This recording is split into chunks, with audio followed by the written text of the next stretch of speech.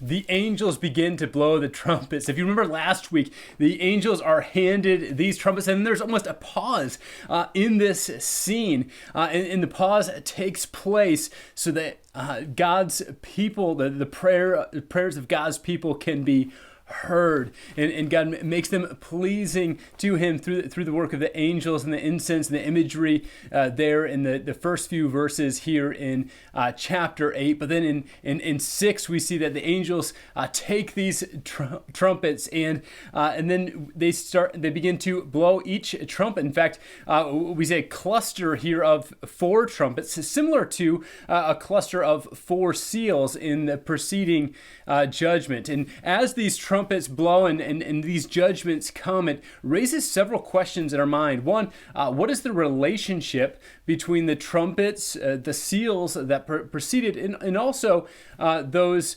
bowl judgments that will follow the trumpet judgment? How do all of those relate? And also raises a question within our mind of what is the purpose of these judgments, of these trumpets as we're seeing them unfold here in Revelation and in John's vision.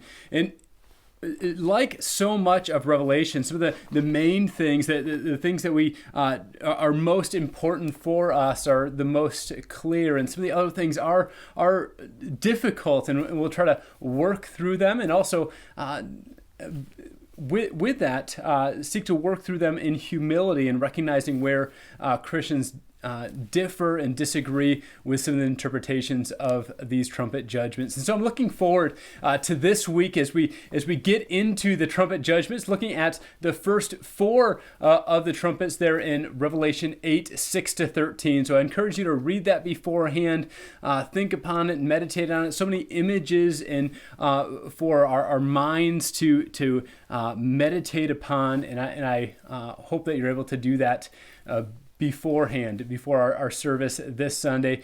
We do have our service at 10:30. We have a time of coffee and fellowship from 10 to 10:30, and so we encourage you to come out to that beforehand, get to know some people, enjoy that time together. And then our service is at 10:30, and we would love for you to join us as we worship our God together.